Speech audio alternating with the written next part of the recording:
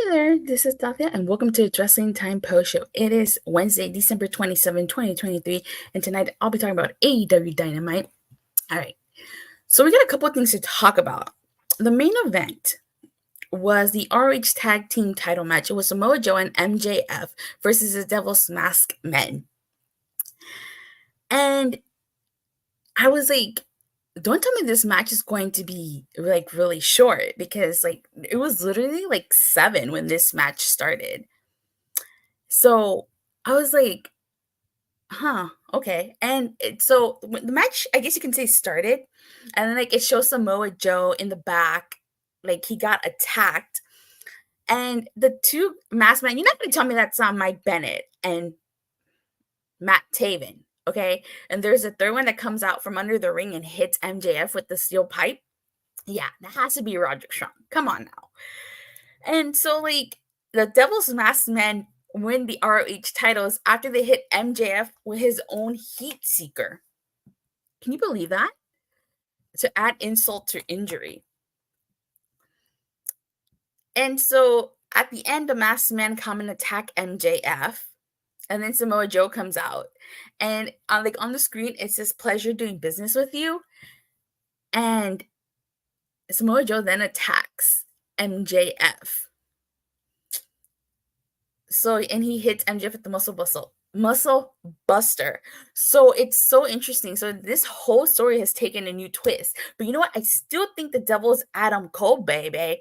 And I'll tell you why. Remember, Adam Cole was the one encouraging Samoa Joe working with the Masked Man after all these years, right? After he got kidnapped in TNA by ninjas. So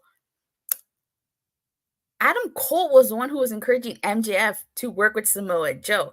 Adam Cole was the one who kept egging this whole friendship to MJF to take Samoa Joe's offer. So again, I still think Adam Cole is the devil, and I feel like this is all going to come to a head this Saturday at World's End. Because who else can the devil be? I mean, so we have Samoa Joe working with these mask guys. There's obviously Samoa Joe knows who it is. It has to be Adam Cole. I mean, that's the one that makes the most sense. Think about it. Adam Cole wanted a title shot. He lost twice. And I think Kyle O'Reilly might be one of them too. I think so too. I mean, we haven't seen Kyle O'Reilly. There were reports that he's like, coming back soon. So, and it makes the most sense. Like, honestly, if Bobby Fish was still with AEW, I honestly think Bobby Fish would be a part of this too. But the Masked Men, yeah, that's Mike Bennett and Matt Taven. There's no other way. It has to be them. But what did you guys think of this whole match and this whole way they ended the show? I feel like it all happened like there was too much going on too soon. Like, whatchamacallit? Like, 1 minute you have the match ending and then Samoa Joe comes out. It's like they did too much. So it was okay. It was an okay of an ending. But I appreciate the plot twist, so to speak. Now let's talk about something else that happened tonight. We've got before we get into that, Roderick Strong does do a interview where he's with the Kingdom, and they have like this whole like thing where they're trying to show Renee Paquette that MJF is the devil. Now it seems like they're trying really hard to showcase that MJF is the devil.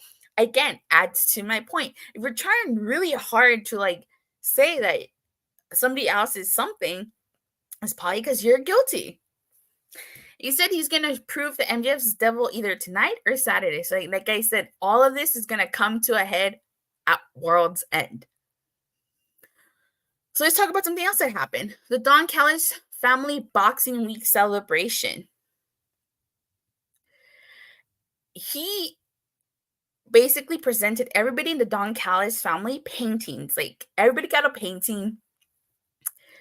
And it was crazy because like Sammy Guevara made his long-awaited return. You guys know Sammy Guevara has been on paternity leave because Ty Mello gave birth to their baby girl. And he comes out and he's like upset that his painting has his child on it. And basically, the whole point of this is that they reunited the sex gods, Chris Jericho and Sammy Guevara. You know, Chris Jericho needs a partner because Kenny Omega's out indefinitely. If they're going to challenge Ricky Starks and Big Bill for those AEW World Tag Team titles. So we're actually getting an 8-man tag match because of that. It's going to be Sting and Darby Allin, who provided assistance to Sammy Guevara and Chris Jericho during this segment.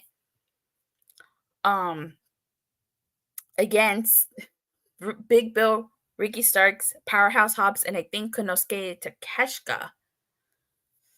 But let me see. Sure, Sammy, I forgive you for turning your back on me months back, right? It's like, oh my God. Well, I feel like this is where the sex gods are finally going to win those tag titles. I mean, I know they've entered the tag team division before, so maybe I think they'll actually win this time. All right, so AEW Dynamite kicked off with the Continental Classic Gold Lead final match. It was Jay Moxley. You know what I mean. John Moxley versus Jay White versus Swerve Strickland. So I found it interesting that this was a 3-way match. I was actually, really looking forward to this. And I was pretty surprised that they kicked things off with this match. I was not expecting this match to open tonight's Dynamite. I kind of thought maybe the ROH title match would, but given what happened, it makes sense that this opened. But still, like, we also had Bryan Danielson versus Eddie Kingston. I'm surprised that didn't kick off tonight's Dynamite. So with this, I think one of my first spots was when Swerve Strickland bit John Moxley in the head. I was like, oh my God. Like, they were like in the arena where the crowd is, and oh my God, another spot that I like was when John Moxley, he flipped the bird to Swerve Strickland, and like Swerve Strickland was over there biting his finger. I was like, oh my God. I was really surprised here that John Moxley won this. I was pulling for Swerve Strickland, but with it being Bryan versus Eddie, I was like, oh, okay, maybe they're gonna do BCC versus BCC, Moxley versus Bryan. They didn't go that route.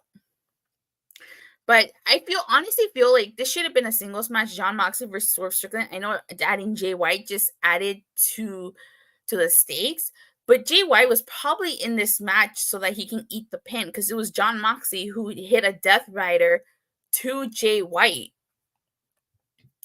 So they probably didn't want John Moxley pinning Swerve Strickland. They probably didn't want Swerve Strickland pinning John Moxley. But we were robbed of a part 2.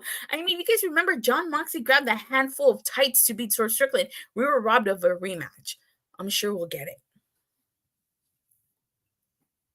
All right. Speaking of Swerve Strickland, he had a backstage interview, and basically Tony Schiavone presented him with a contract that was given to him by Keith Lee.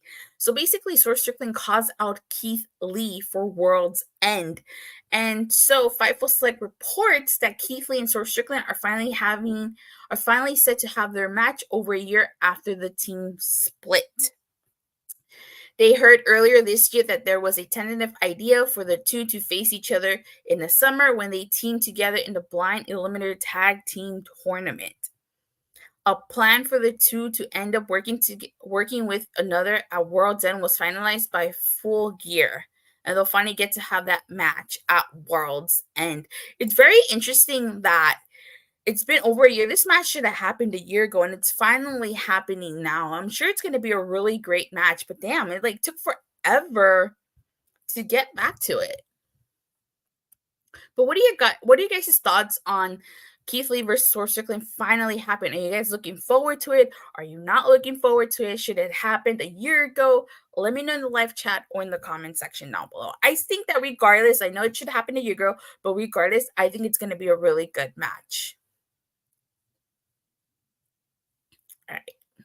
Then we get a quick Mariah May interview where basically she says she's going to be debuting in the first Dynamite of 2024. And she says 2024 will be all about Mariah May. And then, let me see. Curious who will the crowd be behind, Keith or Swerve Strickland? Ooh, yeah, or both. That is very interesting. I'm very curious to see. There is going to be in the LI, right, in Long Island. Yeah. Riho came out and she attacked Toni Storm during this segment. We get a very quick top flight in action Andretti segment here. And basically, the whole point of this is kind of like how Orange Cassidy gave Rocky Romero a match. Orange Cassidy gave Top Flight and Action Andretti a match on Rampage. We get the Continental Classic Blue League final matches. Bryan Danielson versus Eddie Kingston. And this is a really good match. Like I said, I kind of thought they were going to do BCC versus BCC. You know, we had Claudio Castelloni versus Bryan Danielson on Collision. So I was like, okay, they're definitely going to do Bryan Danielson versus Jon Moxley. I was pleasantly surprised to see that it was Eddie Kingston that picked up the victory. I guess it makes sense because, you know, they're in New York. Eddie Kingston's from New York. It's going to be on home turf. So it makes sense, but this was a really fantastic match. I really like the fact that like Bryan was like trying to lock in the label lock and he couldn't get it locked in. He hit Eddie Kingston with the psycho knee and the hammer Annabelle elbows, but it was that like power bomb that Kingston did to Bryan that basically like finished the match off for Eddie Kingston. And then at the end, you had like Jon Moxley and he's come out and he's basically checking on Bryan. He's also like looking at Eddie Kingston.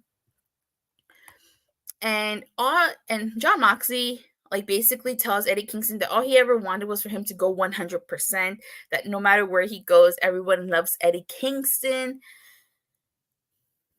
And they basically, this like segment ends with a stare down. Like, you know, they've been tag team partners before. They challenged for the tag titles. They've been rivals. I think World's End being in New York, I think this is going to be Eddie Kingston's moment in his home state, in his home turf.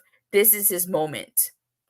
This is where he's going to get that, become a Triple Crown champion. And even Jon Moxley tells Eddie Kingston that he has to earn every inch in order to become a Triple Crown champion. So I think that's when he's finally going to become Triple Crown champion.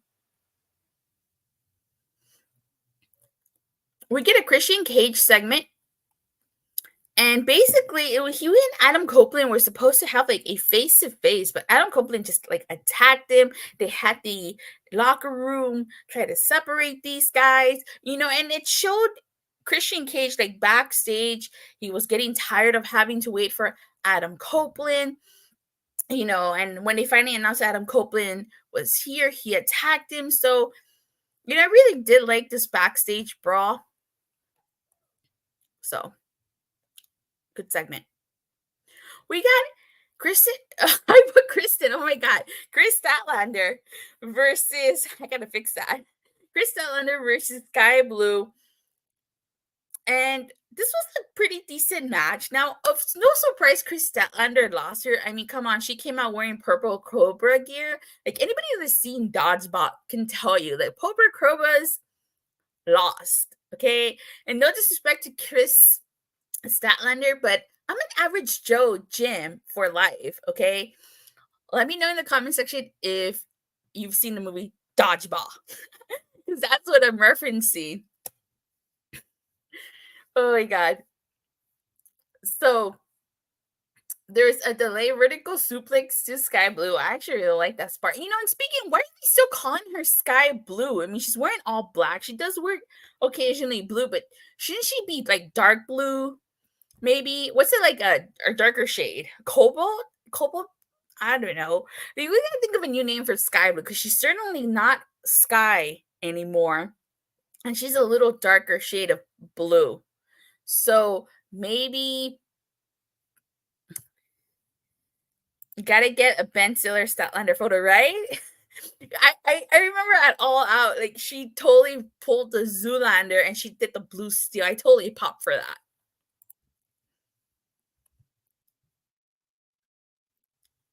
If you can dodge a wrench, you can dodge a ball. You got it. That's from Dodgeball. Definitely. absolutely love that movie. If you haven't seen Dodgeball, it's such a funny movie. I highly recommend you check it out. So, interesting thing here is that Julia Hart, just call her Skye, but the sky isn't black, it's blue, unless you call her Night Sky, maybe. Oh, okay, Night Sky. Maybe that can work for her. Night Sky. Now, an interesting thing that was happening here is Julia Hart cheap shotted Chris while Sky Blue distracted the referee, and then Sky Blue hit an avalanche cold blue, and she won this. So, seems like Sky Blue and Julia Hart have officially aligned themselves. Remember, Julia Hart did spray the mist in Sky Blue, which is why she's now the way she is, basically. And then we get a post-match assault. Sky Blue and Julia Hart attack Chris Statlander. Willow comes out and she saves Chris. Abaddon comes out and she's like, just scares away like Julia Hart and Sky Blue. And we get a quick Ruby Soho interview where we find out she's going to face Marina Shafir on Rampage. They seem to be doing this weird angle with Haley Cameron, and she had a knife. I'm very curious to see where that goes. Now, for this being the final Dynamite of 2023, I thought it was a pretty decent show. We got some good wrestling. For the most part, I enjoyed it. But aside from that, wasn't bad. What did you guys think of tonight's show? So, if I had to give tonight's show, I'd give it an 8 out of 10, just because, I did appreciate the whole Julia Hart Sky Blue thing. The match was okay. I feel like the ending of the main event was a little sloppy. Could have been more put well together, but it wasn't bad. I appreciate the plot twist here. So 8 out of 10. But what about you guys? What did you guys think of tonight's Dynamite? Let me know in the live chat or in the comment section down below. And with that being said, you guys, thank you guys all so much for watching and for the continued support. Please don't forget to like and subscribe. Make sure you hit that bell so you get notified whenever I go live or release a new video. And I'll see you guys Saturday after World's End. Bye.